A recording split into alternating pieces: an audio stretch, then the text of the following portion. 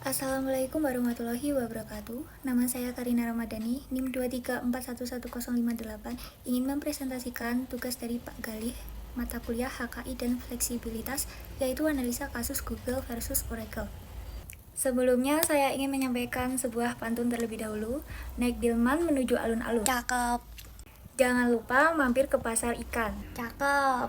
Mari kita diskusi dan ulasan Cakep. tentang kasus hukum yang saya akan jelaskan.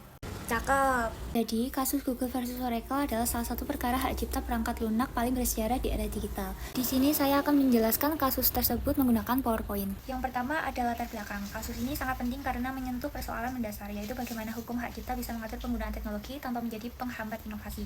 Kasus ini juga memiliki implikasi yang luas, baik terhadap industri teknologi, hukum kekayaan intelektual, maupun masa depan inovasi perangkat lunak. Serta objek utama sengketanya adalah API Java. Yang kedua, kronologi kasus. Kronologi kasus ini dimulai ketika Google mengembangkan Android pada awal tahun 2000-an.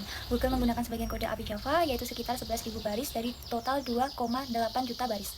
Semikrosistem pemilik Java kemudian diakuisisi Oracle pada tahun 2010. Oracle menganggap tindakan Google melanggar hak cipta, sementara Google membela diri dengan menyatakan bahwa API hanyalah antarmuka fungsional untuk menjamin interoperabilitas. Masuk pada objek sengketa. Objek utama sengketa adalah API Java. Oracle menilai bahwa API bukan hanya alat teknis tetapi juga hasil kreativitas sehingga dilindungi sebagai karya cipta. Sebaliknya, Google menyatakan bahwa yang mereka salin hanya interface, bukan keseluruhan kode sehingga lebih bersifat fungsional daripada ekspresif. Di sini ada dua perspektif hukum, yaitu hukum Indonesia dan hukum Amerika Serikat. Di sini saya akan menjelaskan hukum Indonesia terlebih dahulu. Dalam hukum Indonesia, program komputer memang dilindungi menurut pasal 40 ayat 1 huruf S Undang-Undang Nomor 28 Tahun 2014. Perlindungan berlaku selama 50 tahun sejak pertama kali diumumkan. Namun, undang-undang ini tidak secara tegas menyebut bahwa pemrograman maupun API. Hal ini menimbulkan area abu-abu sebab bahasa pemrograman sering dianggap sebagai instrumen utilitarian, bukan karya sastra. Yang kedua, ada perspektif hukum Amerika Serikat.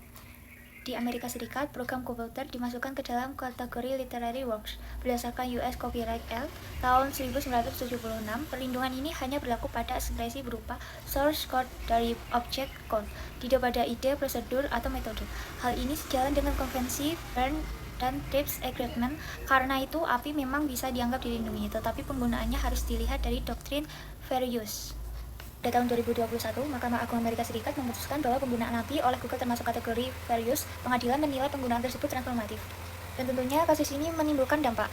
Kasus Google versus Oracle menimbulkan dampak besar. Secara global, putusan ini menjadi rujukan internasional terkait API dan fair use. Jadi, kesimpulannya, API Java memang merupakan objek yang dilindungi hak cipta, namun penggunaan transformatif oleh Google dinilai sah sebagai fair use. Kasus ini menegaskan pentingnya keseimbangan hukum hak cipta harus tetap melindungi pencipta, tetapi juga harus memberi ruang bagi inovasi dan kepentingan publik. Sekian dari saya. Wassalamualaikum warahmatullahi wabarakatuh.